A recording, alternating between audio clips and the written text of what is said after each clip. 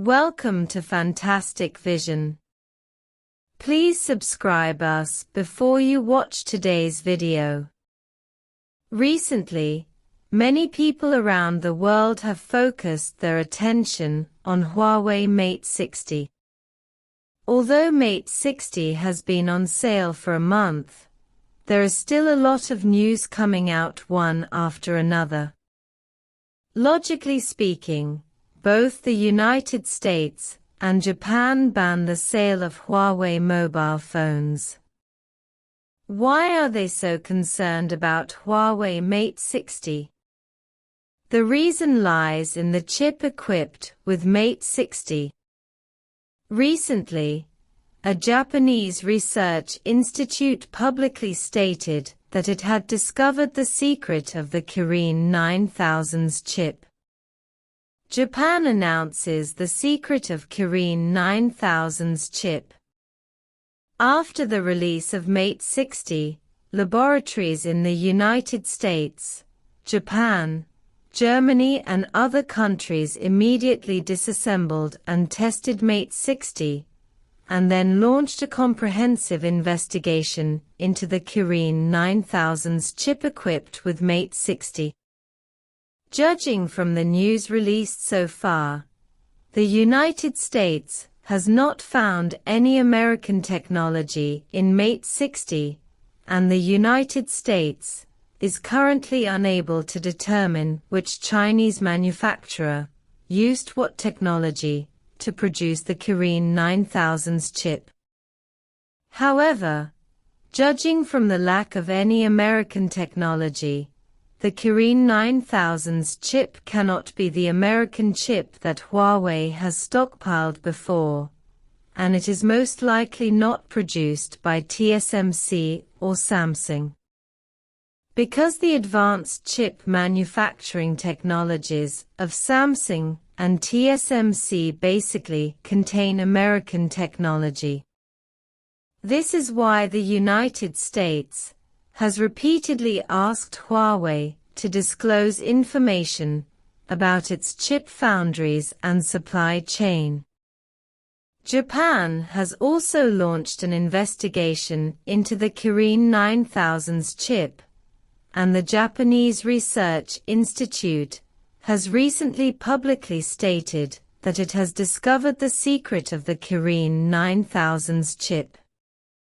The Japanese Research Institute claimed that the Kirin 9000's chip is not a 7 nanometers process, as the outside world thinks, but is manufactured using a 14 nanometers process. Although its performance is close to or even reaching the 7 nanometers chip, it uses a special structure, and the transistor density is greatly improved. The improvement is essentially still a 14 nanometers process. The results of Japan's research are actually questionable. After all, in terms of semiconductor technology, American technology is obviously more advanced than Japan's. What's more, Japan can observe the density of transistors on the chip. Laboratories in the United States and other countries, the Research Institute can naturally observe this. From this point of view, the Japanese results are actually not very reliable. But is this possible? Judging from the patents applied by Huawei, as well as the current chip process technology development of domestic chip foundries and the situation in semiconductor equipment, this possibility is indeed possible. Therefore, many people in the industry and companies believe that Japan's conclusion is correct. Will Japanese research have an impact on Kirin chips? In fact, for Huawei, how it is produced is not important. The important production scale and cost are what the United States cares about. Regardless of whether the Kirin 9000's chip is a 14 nanometers chip or a 7 nanometers chip, as long as it can achieve performance comparable to a 7 nanometers chip on a Huawei mobile phone, the result will be the same. Obviously, the United States is also concerned about this. Even for the United States, they would rather the Kirin 9000's chip be a 7 nanometers chip than the Kirin 9000's chip be a 14 nanometers chip.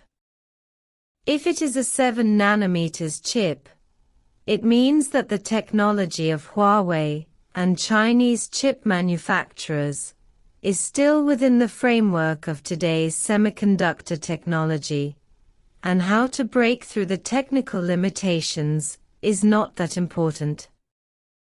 If the Kirin 9000's chip is a 14 nanometers chip, it means that Huawei and Chinese chip manufacturers have found a new way to improve chip performance.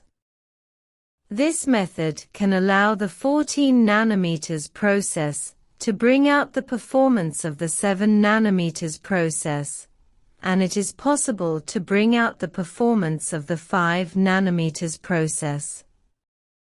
The performance of the process and even the 3 nanometers process means that the current pattern of the chip industry has been completely broken. At present, Huawei has not announced the foundry manufacturer of Kirin 9000's chip and the foundry technology used. Huawei is motivated by the idea of protecting the supply chain, which means that Huawei's chip foundry channel is likely to be able to mass produce. This can also be seen from Huawei's recent announcement to stop purchasing Qualcomm chips. According to some industry insiders, Huawei has raised its expected mobile phone shipments next year to between 60 million and 80 million. Combined with Huawei no longer purchasing Qualcomm chips, this means that Huawei's supply chain production capacity has reached 6,000. With a scale of 10,000, it is basically certain that Huawei can obtain 60 million chips every year. As Huawei's supply chain capacity develops, Huawei's mobile phone shipments will inevitably increase further. At its peak, Huawei's mobile phone shipments were around 200 million units. Judging from Huawei's brand effect and market influence, until it shipped 100 million units per year, it was Huawei's production capacity that was limited. This means that with the support of Huawei's large-scale shipment of mobile phones, chip manufacturers for Huawei will inevitably gain a large amount of revenue, which will also be conducive to the further development of advanced process technology. Huawei has broken the US technology blockade to a certain extent. Next, Chinese chips will inevitably attract the attention of the world. What is important for the Kirin 9000's chip is not what process it has reached, but whether it can be shipped on a large scale and further developed.